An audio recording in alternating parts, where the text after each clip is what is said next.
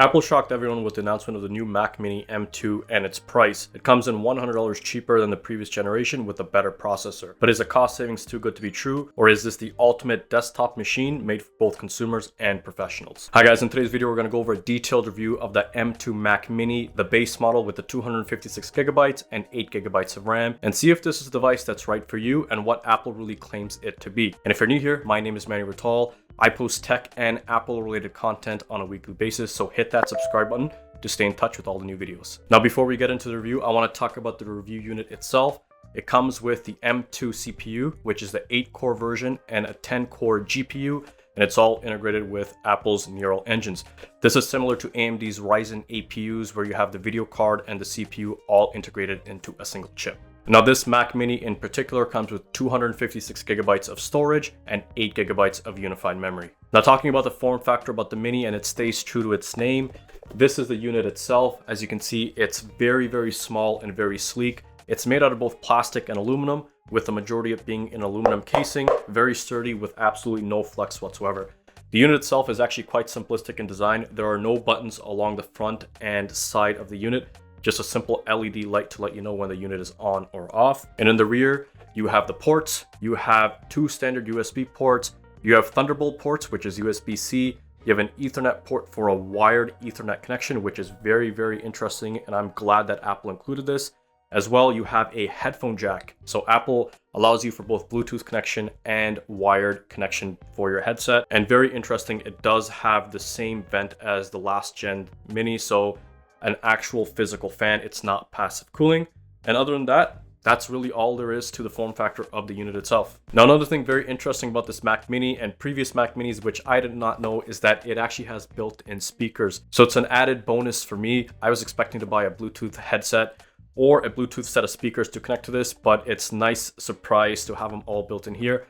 The speakers themselves are not the best sounding, but they're there and I can't really complain about them. Now, moving on to the performance of this unit, I want to talk about the M2 processor, which is an upgrade from the previous Mac Mini that had the M1. Now, on paper and generic benchmark tests, the M2 is about 7% faster than the M1.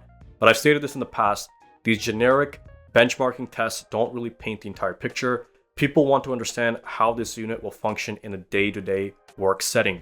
Now, the hardware is an ecosystem of a bunch of parts that work together, and the processor is just one component of all of that. So I've actually set up a generic benchmarking test, which I'm going to talk about very soon, and I'm going to compare this to my M1 MacBook Air and my desktop PC to see how well this unit actually performs. Now, before we get into the benchmarking test, I just want to touch on the SSD in this Mac Mini. It's a 256GB SSD. That is the NAND or NAND version. So a lot of people have stated that Apple has cut costs by using this specific SSD model in here. I did the performance test. I get around 1500 megabytes read and 1500 megabytes write speeds, which is actually quite good. But relative to my M1 that had the 512GB SSD, that got 2800 megabytes in write and around 3000 megabytes in read. Now, right off the bat, people will say, well, that's a 50% decrease, and that's a significant discrepancy between the older and the new generation. Now, we'll see if whether or not the speeds of the new SSD, which are slower than the previous gen, actually affect this performance, and you'll actually be surprised. So to establish the parameters of this test, I wanted it to be as similar and as close to all units as possible. So the same test is performed on the M2, my older M1, and on my desktop. I loaded up a video file that I recently uploaded to YouTube. It is around 7GB in RAW, and I wanted it to export into a 5.5GB 4K video with a target bitrate of 70 megabytes per second.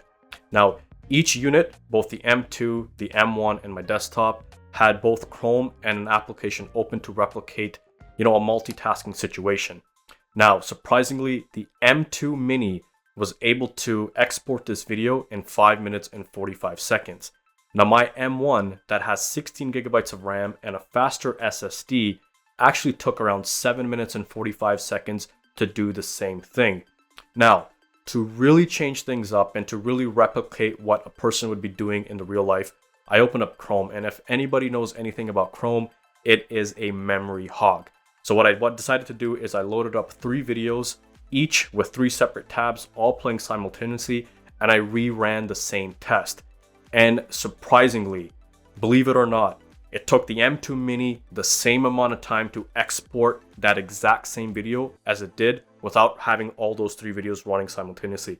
Even for the M1, the same thing happened, 7 minutes and 45 seconds. And to put everything into perspective, my standalone desktop Windows machine that has a Ryzen 7 3800X CPU and a dedicated video card with 8 GB of GDDR5 RAM, the RTX 2060, did this all in about 5 minutes and 10 seconds. So just off the bat, you understand how powerful this M2 Mac Mini is and how those SSD speeds that I mentioned previously didn't really affect the outcome. It's actually about like 30% faster than the M1 unit at such a cheap price point. A lot of YouTubers have made such a big deal and concern about the slower SSD speeds, and I'm here to tell you that that's all bogus. Don't fall for that trap. The value for the base model here is incredible, and I actually suggest this model for a lot of users. Now, having said all those positives, I do have to address the elephant in the room about the 256GB SSD in terms of virtual memory and its write cycles. So let's take a step back. What is a write cycle? Write cycle is how many times you can read and erase the full capacity of your hard drive. For example, one write cycle for a 256GB SSD would be writing 256GB and then erasing 256GB. That's one. It takes about 2,500 to 3,000 write cycles before the life of your SSD ceases. So after that point, the transistors within the SSD are no longer functional and your SSD just fails. You're probably thinking, well, 2,500 to 3,000, that's a lot. I'll never use that much space. I'll never write and erase that much. The issue plays in when it comes to virtual memory. Virtual memory is using your SSD as memory in absence of physical RAM. So when an application is utilizing more RAM than you have physically, it'll result to virtual memory in your SSD, and that SSD memory is never as fast. Now, when you're using virtual memory, it's constantly writing and erasing based on the application. So you can imagine that this compounds pretty quick and the lifespan of your SSD is starting to go down because you're constantly reading and erasing.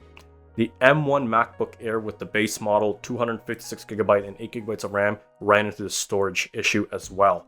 A lot of people were complaining that their SSDs were being overutilized and the lifespan was cut drastically.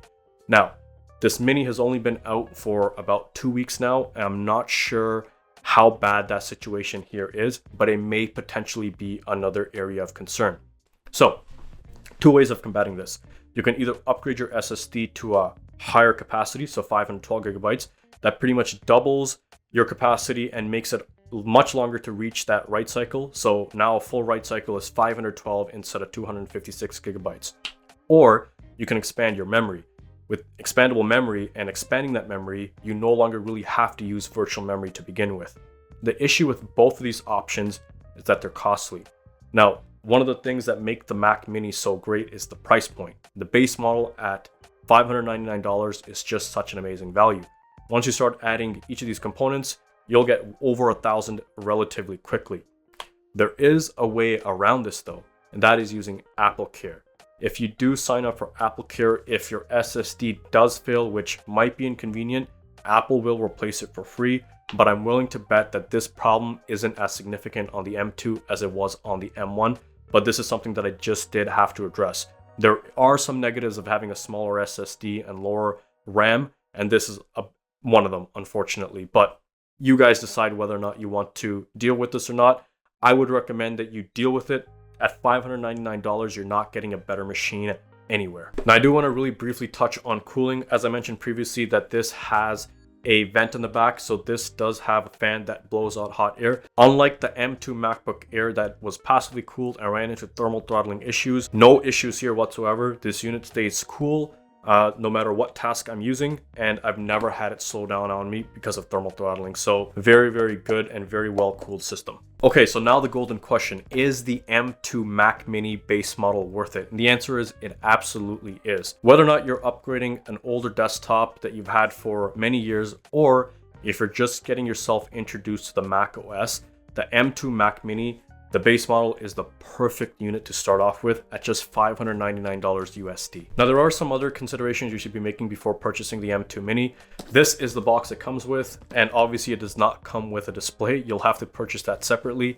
It also doesn't come with a mouse or keyboard. You can actually just find the video of my unboxing here to find out all the components that it comes with. Hint, hint, it only comes with the unit itself and the power cable. Now, as I mentioned, it doesn't come with a wireless mouse or keyboard, but any Bluetooth or dongled set of wireless mice and keyboards will work on this unit. I'm actually not using an Apple keyboard or mouse, and it's working just fine on this unit. And in terms of display, yes, you can purchase a $1,900 HDR display from Apple, but it is quite expensive. You are getting what you're paying for, but if you want to go the cheaper route, any standard resolution monitor with an HDMI input will work on this M Mini. So just consider that yes, it's $599, but for a complete system, you will have to pay for those other peripheral components as well. And that's it for the video review, guys. I hope you enjoyed it, and I hope you got a little more insight into the new base model M2 Mac Mini. If you've purchased this already, let me know how you're enjoying it in the comments below. And if you haven't done so, please consider subscribing to the channel if you found this video and videos like this helpful. But until next time, peace.